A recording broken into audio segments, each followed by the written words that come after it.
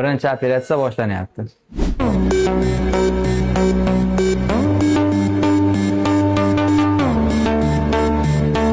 Tak. Bemorimizda bir hafta oldin nefrostom qo'yilgan, lekatsoz yuqori temperaturadan kelgani uchun faqat turpga qo'yib qo'yganmiz. Mana bir haftadan keyin kelganda ahvol ancha yaxshi. Trubkadan toza peshob chiqib turibdi, lekatsozlar joyida.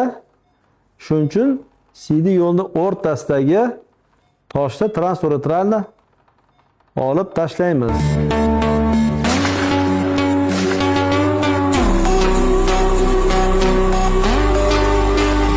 İkinci operatsiyamiz boshlandi.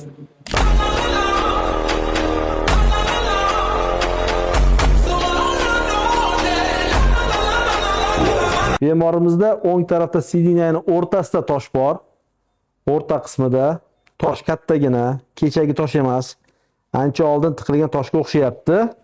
Shuni peshob yo'llari orqali hech joyda kesmasdan, teshmasdan CD yo'llari orqali kirib, tabiiy yo'l orqali kirib, lazerdan haydab tashlaymiz.